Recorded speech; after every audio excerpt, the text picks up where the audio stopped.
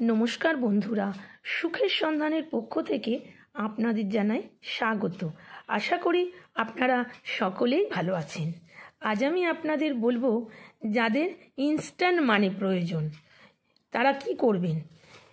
একটি তেজপাতা নেবেন, ফ্রেশ তেজপাতা, যেন ছেঁড়া ফুটো যেন কিছু হয় না, মানে নিখুঁত তেজপাতা।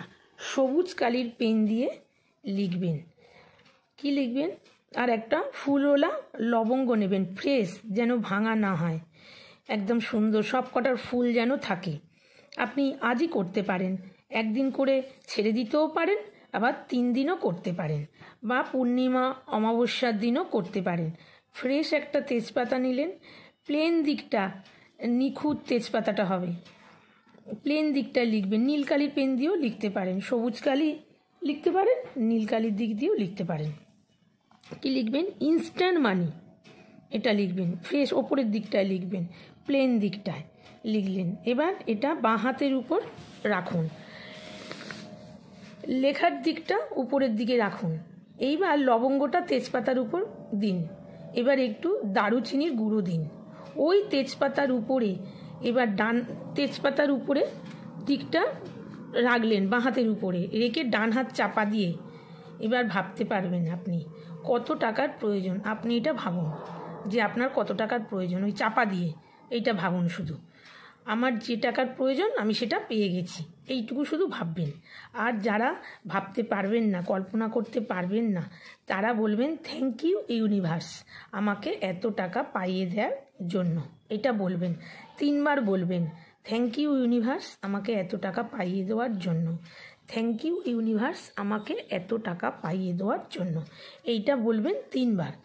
তাহলে যে কল্পনা করতে পারছেন না সে বলছেন ওইভাবে, আর যে কল্পনা করতে পারছেন সে ওইভাবে বলবেন বা ভাববেন। আপনার শরীরের মধ্যে একটা এনার্জি তৈরি হচ্ছে, যে এনার্জি আপনার পাম চক্র দিয়ে হাতের তলায়,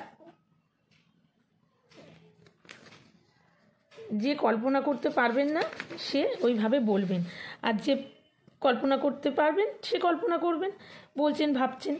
এবার যে ভাবছেন যে শরীরের মধ্যে একটা এনার্জি তৈরি হচ্ছে, যে এনার্জিটা আপনার পাম চক্র দিয়ে হাতের তলায় দিয়ে চলে যাচ্ছে। পাম চক্র দিয়ে হাতের তলায় ও দুটো পাম চক্র আছে, যাদেরকে আমরা পাম চক্র বলি। এনার্জি পয়েন্ট যেগুলো কি হয়, এনার্জি পয়েন্ট অ্যাক্টিভেট হয়ে যায়, ওখান থেকে যে এনার্জিটা ফ্লো করতে থাকে, এবং ওই ফ্লো করা এনার্জিটা এই বেনিসের মধ্যে চলে আসবে। এই তেজপাতা বলুন, লবঙ্গ বলুন, দারুচিনির পাউডার বলুন, বা আপনি যেটা লিখেছেন সেটাই বলুন, সমস্ত বিষয়টার উপরে ফ্লো হতে থাকে, প্রবাহিত হতে থাকে, সেটা আরও এনার্জিটি হয়ে যায়। এবার কি করবেন? এবার ওই তেজপাতাটা ধরে পুড়িয়ে দিন। পুড়ে গেলে সেই ছাইটা হলো, সেই ছাইটা আপনি আকাশে উড়িয়ে দিন। ব্যাস, এই পর্যন্ত আপনার কাজ হয়ে গেল। আজ এই পর্যন্ত। সুস্থ থাকুন, ভালো থাকুন, নমস্কার।